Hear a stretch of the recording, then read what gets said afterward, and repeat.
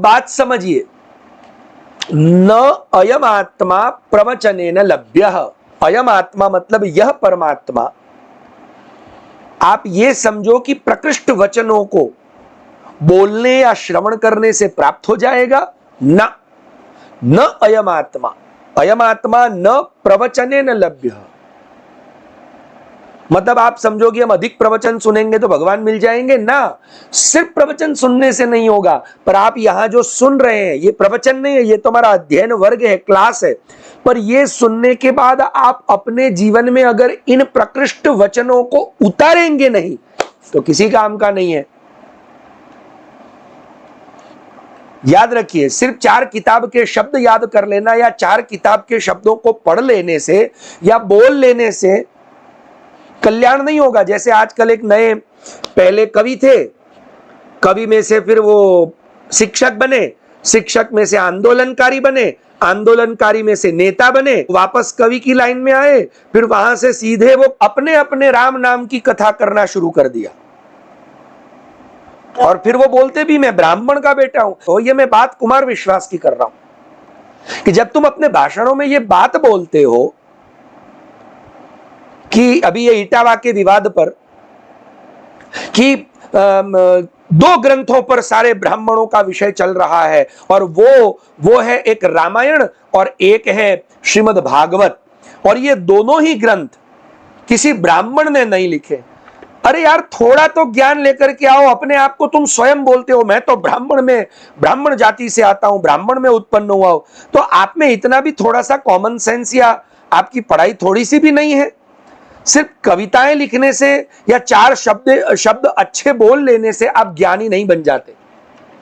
क्षमा करना, इस बात से थोड़ा दुख होता है, कष्ट होता है।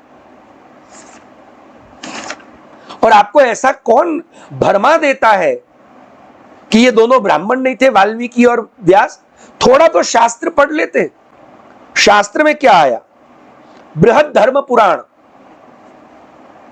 वहां व्यास जी कौन है?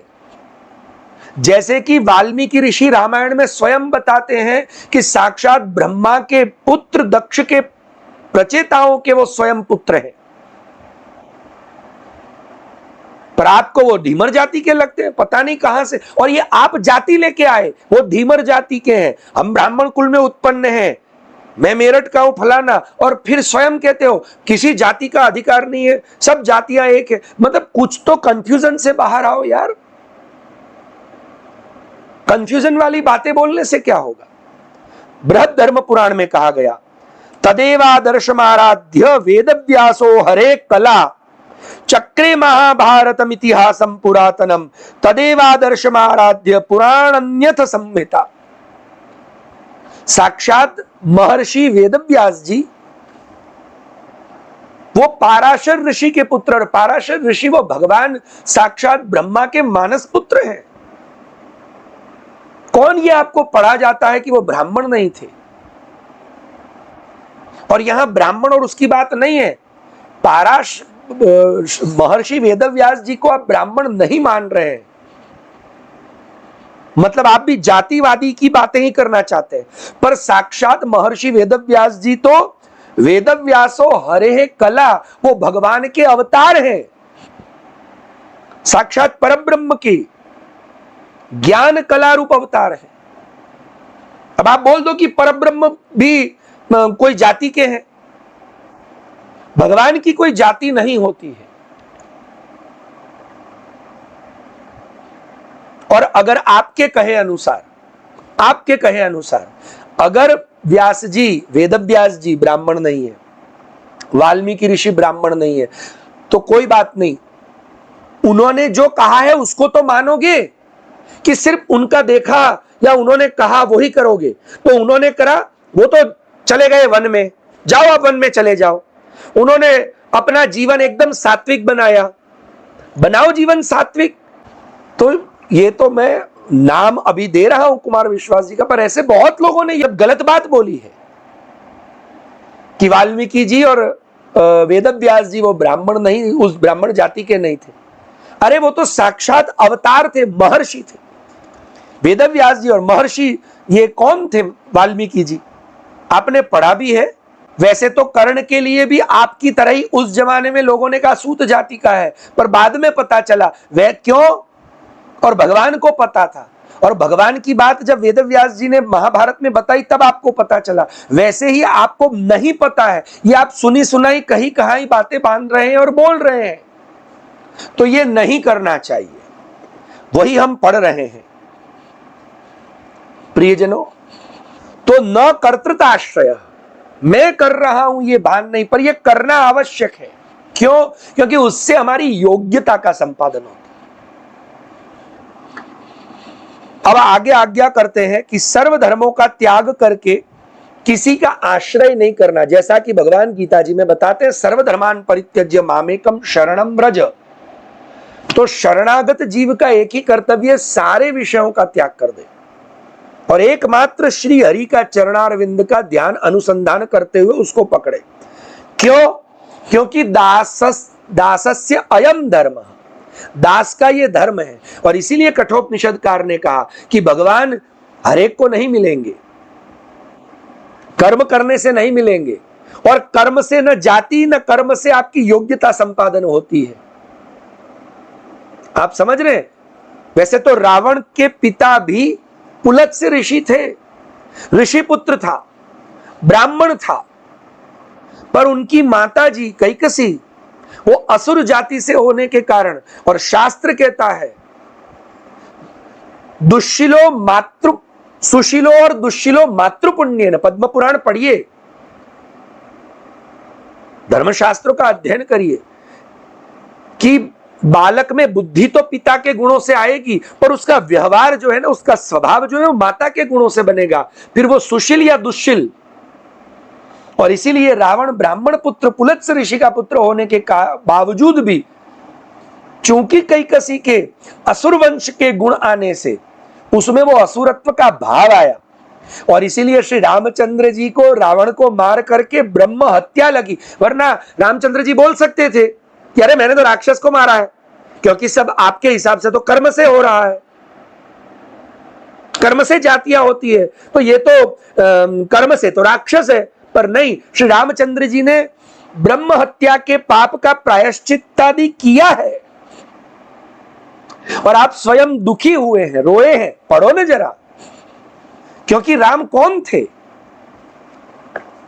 आप लोग तो राम को भी बोल देंगे हाँ वो श्री रामचंद्र जी भी ये सूर्य वंश के थे, क्षत्रिय थे, फलाने थे। अरे श्री रामचंद्र जी क्षत्रिय इत्यादि नहीं, वो साक्षात पुरुषोत्तम है। और वाल्मीकि जी जो साक्षात देवताओं के पुत्र हैं, प्रचेताओं के पुत्र हैं, वह वाल्मीकि जी कह रहे हैं वाल्मीकि रामायण में। सुनिए जरा कान खोल करके, 4 चौपाइयां, 4 दोहे, 4 कविताएं और 4 कुछ अच्छी किताबें पढ़ने से आप धर्मशास्त्र के ज्ञाता नहीं हो सकते हैं। आप अच्छा बोल लेते हैं, हम मना थोड़ी कर रहे हैं, अच्छी कविताएं लिखते हैं, आप प्यार की कविताएं लिखिए, करिए प्यार, जो करना है करिए। आपके क्षेत्र में हम चंचुपात करने नहीं आ रहे हैं, तो आप धर्म क्षेत्र में, धर्मशास्त्र में धर्म पढ़कर के करिए, कोई आपत्ति नहीं, करिए, सबका हक है, सबका अधिकार है, पर पढ़िए, देखिए रामायण में क्या कहा। और ये कौन कह रहा है ये भी आपको बता दूं। रावण ने युद्ध कांड के अंदर, और ये तुलसीदास जी की रामचरितमानस नहीं कह रहा मैं, श्री वाल्मीकि जी की, जिन्होंने संस्कृत में रामायण लिखी है ब्रह्मा जी की प्रेरणा से और आज्ञा से, और वो लिखने के पूर्व कह रहे हैं कि मेरे हृदय में, मेरे मन में साक्षात भगवान राम पधार के लिखवा रहे हैं। और इसलिए वाल्मीकि जी युद्ध कांड में लिख रहे हैं, यस्मिन्न चलते धर्मो यो धर्मम नाति वर्तते यो ब्राह्ममस्त्रम वेदांश्च वेद वेद विदांबरः। और ये युद्ध कांड का कब का प्रसंग है कि युद्ध प्रारंभ होने वाला है, उसके पूर्व अपने शत्रु की ताकत को पहचानने के लिए, अपना शत्रु कितना पावरफुल है ये जानने के लिए, कौन है, कैसा है, उसके क्या कमजोरियां हैं ये जानने के लिए रावण ने अपने एक असुर को पक्षी बना के भेजा था।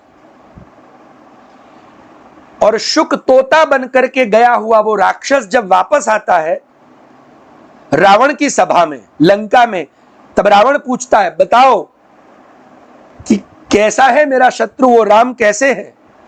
तो पक्षी बनकर के गया हुआ राक्षस रावण की सभा में खड़ा होकर के श्री रामचंद्र जी का परिचय देता है।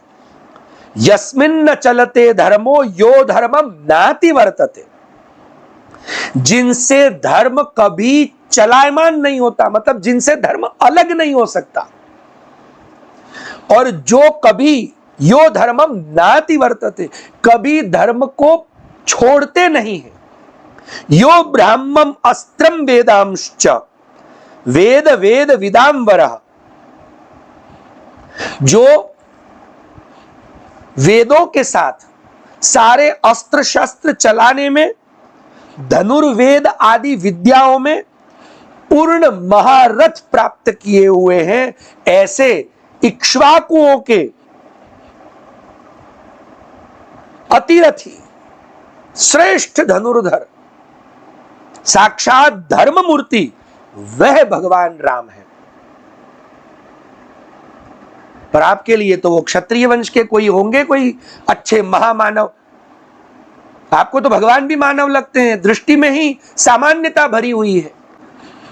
और वही धर्म के साक्षात प्रतिमूर्ति, जिनके लिए रामो विग्रहवान धर्म कहा गया, वह साक्षात धर्म की मूर्ति श्री रामचंद्र जी स्वयं लक्ष्मण जी को अयोध्या कांड में, याद रखिए अयोध्या कांड के 21वें अध्याय में, आपके पास संस्कृत में रामायण हो तो पढ़िएगा, संस्कृत नहीं आए तो हिंदी में अनुवाद पढ़ लीजिएगा, कोई आपत्ति नहीं है। और फिर किसी के बारे में, किसी की जाति के बारे में कुछ भी, क्योंकि आप प्रख्यात हो गए हैं तो हर एक चैनल वाले आपको बुला के आपसे कुछ भी बुलवा लेंगे और आप कुछ भी बोल देंगे। क्षमा करें, हमारे गुरुजन, आचार्य, विद्वान, ऋषि मुनि, भगवान स्वयं आज्ञा करते हैं कि भाई जिस विषय में हमें थोड़ा सा ज्ञात कम है, हम कह देते हैं कि नहीं नहीं आप बाद में आइएगा। आप तो शिक्षक रह चुके, आपको तो ये पता होना चाहिए कि कुछ भी अगड़म बगड़म बोलने से समाज पर, विद्यार्थियों पर क्या प्रभाव पड़ेगा, जबकि आप प्रख्यात हैं, इसलिए आपके लिए बोल रहे हैं। और चैनल वाले आपको बुलाते हैं, चैनल वालों को भी मरी मसाला चाहिए होगा, इसलिए कोई धर्मशास्त्र के ज्ञाता को नहीं बुलाते हैं। वरना आपके साथ किसी धर्म के ज्ञाता को बुलाया होता, धर्मशास्त्र के ज्ञाता को, तो दोनों सामने सामने संवाद कर लेते, तो निरक्षर विवेक उनको भी हो जाता। अस्तु, सुनिए, वो धर्म के साक्षात विग्रहवान भगवान मर्यादा पुरुषोत्तम श्री रामचंद्र जी अयोध्या कांड के समय, अयोध्या में पधारने के बाद श्री लक्ष्मण जी जो स्वयं धर्म रूप हैं, उनको आदेश क्या दे रहे, सुन लीजिए। धर्मो ही परमो लोके धर्मे सत्यम प्रतिष्ठितम। और मैं ये इसलिए बोल रहा हूं कि कल उठ के ये हमारे कुछ ऐसे और भी वितंडावादी हैं लोग कि हम तो मनु की बात नहीं मानते, हम मनुस्मृति नहीं मानते, हम फला। अरे राम को तो मानोगे कि नहीं मानोगे? राम को तो मानोगे ना, राम बोल रहे हैं अपने मुख से। धर्मो ही परमो लोके धर्मे सत्यम प्रतिष्ठितम धर्म संश्रितमप्येतत् पितुर्वचनमुत्तमं संश्रुत्य स पितुर्वाक्यं मातुर्वा ब्राह्मणस्य वा न कर्तव्यम वृथा वीर धर्ममाश्रित्य तिष्ठता। और इसमें रामचंद्र जी ये नहीं कह रहे कि कर्म से ब्राह्मण, जो कथा करता हो वो ब्राह्मण, जिसके पास 4 शब्द का समझ आ गई वो ब्राह्मण नहीं, ऐसा नहीं कह रहे रामचंद्र जी। श्री रामचंद्र जी कह रहे हैं कि धर्मो ही परमो लोके, इस विश्व में धर्म से श्रेष्ठ कुछ भी नहीं है। परम मतलब श्रेष्ठ कुछ भी नहीं है। धर्मे सत्यम प्रतिष्ठितम, सत्य की भी धर्म में प्रतिष्ठा है और धर्म सत्य में निष्ठावान है। और इसीलिए धर्म संश्रितम अप्येतत् पितुर्वचनम उत्तमम, और इसीलिए धर्म के आश्रित होने से उत्तम है मैं पिता के वचनों का पालन करूं। और लक्ष्मण भैया सिर्फ पिता के वचन का ही नहीं, सुन लीजिए, संश्रुत्य च पितुर्वाक्यम मातुर्वा ब्राह्मणस्य वा, धर्मात्मा पुरुष का ये कर्तव्य है, ये रामचंद्र जी कह रहे हैं, जो साक्षात विग्रहवान धर्म है, कि पितुर्वाक्यम पिता के वाक्य, मातुर्वाक्यम माता के वाक्य, और ब्राह्मणस्य वा, और ब्राह्मण के कहे हुए वचनों का पालन जो धर्मात्मा व्यक्ति है, जो धर्म को थोड़ा जानता है या जिसकी आत्मा में धर्म बचा हुआ है, वो अवश्य पालेगा और हमें पालना चाहिए। और इसलिए न कर्तव्यम वृथा वीर, हे वीर तुम तो लक्ष्मण वीर हो, धर्मम आश्रित तिष्ठता, धर्मम आश्रय मा तैक्ष्ण्य मद बुद्धिर अनुगम्यता। और इसीलिए याद रखो कि माता के, पिता के और ब्राह्मणों के वचनों का पालन करने के लिए प्रतिज्ञाबद्ध हो जाओ, उसे प्रमाद से छोड़ना मत, या उसे मिथ्या मत करना, न कर्तव्यम वृथा, उसे मिथ्या मत करना। क्यों? क्योंकि यह धर्मात्मा के लिए उचित नहीं है। बहुत सारी बातें हैं, कभी वाल्मीकि रामायण पढ़ लिया करो यार, किसी गुरुजनों के पास बैठ करके शास्त्र अध्ययन करो, कहीं से किसी की अच्छे लेखक की लिखी हुई किताब से आप शब्दों का पूरा एक आडंबर खड़ा कर सकते हो। कवि तो हो ही हो, बहुत लोग ऐसे हैं, तो कुछ भी कर सकते हो, पर धर्मशास्त्र में गलत तरीके से चंचुपात ना करा करे, ऐसे विनती है। तो ऐसे जो भी हैं, जिन जिन ने ऐसा कहा है, मुझे तो आज किसी ने कुमार विश्वास जी का वीडियो भेजा, इसलिए मैंने कुमार विश्वास जी से कहा है कि आप थोड़ा सा अध्ययन करा करें। और चैनल वालों से कहता हूं कि धर्मशास्त्र के ज्ञाताओं को अपनी चैनल पे बुलाओ, उनसे आप थोड़ा सा धर्म संवाद ही करवा लीजिए। अस्तु, तो यही धर्म है। न यमात्मा प्रवचनेन लभ्य, कठोपनिषद कह रहा है, सिर्फ प्रवचन करने से या सुनने से नहीं होगा। न मेधया, आप में बहु मेधा है, अच्छी समझ शक्ति बुद्धि है, उससे आप परमात्मा को प्राप्त कर लोगे? नहीं। न बहुना श्रुतेन, आप बहुश्रुत हैं, आप वेदाध्ययन करके या नित्य वेद पाठी हो गए हैं, नहीं, उससे भी परमात्मा नहीं मिलेगा। तो कठोपनिषद में यमराज बता रहे हैं, यमे वैश वृणुते तेन लभ्यः, यम एव एष वृणुते, भगवान जिसका वर्ण करेंगे वही उनको पा सकता है, चाहे कोई भी कर्म करता हो, चाहे कोई भी जाति में हो। भगवान जाति देख के वर्ण नहीं करते हैं, पर कार्य के लिए योग्यता देखी जाती है। ये जिन लोगों ने ऐसा कहा, जैसे इन कवि साहब की हम बात करें कि नहीं नहीं ये तो कोई भी कर सकता है, वो दोनों तो थे नहीं, जबकि उन्होंने पढ़ा नहीं है। मैंने अभी बता दिया प्रमाण के साथ कि वो दोनों ब्राह्मण नहीं, वो तो भगवदंश और ब्राह्मण भी थे। अस्तु, पर फिर भी इन कवि साहब को बोलिए कि आप पहले टीचर बने थे, तो आपने एमए, कुछ टीचिंग के लिए बीएड, एमएड, टाट, यूपीएस, ऐसा कुछ तो किया होगा ना परीक्षा पास, कि सीधे बस चलो मेरा मन हुआ मैं पढ़ाने जा सकता हूं, मेरे पास शब्दों का ज्ञान है। हो सकता है? नहीं हो सकता। आप अचानक नेता बन गए, तो ऐसे ही बस मेरा मन हुआ कल से मैं नेता की कुर्सी में बैठूंगा, कि इलेक्शन लड़े, उसकी उस प्रक्रिया से आप गुजरे। वैसे ही धर्मशास्त्र का वक्तव्य करने के लिए, कथन करने के लिए भी जो धर्मशास्त्र की प्रक्रियाएं शास्त्र में बताई गई है, वो शास्त्र के संविधान से चलना पड़ेगा। देश का संविधान देश के विषयों के लिए, शास्त्र का संविधान शास्त्र के लिए। अस्तु।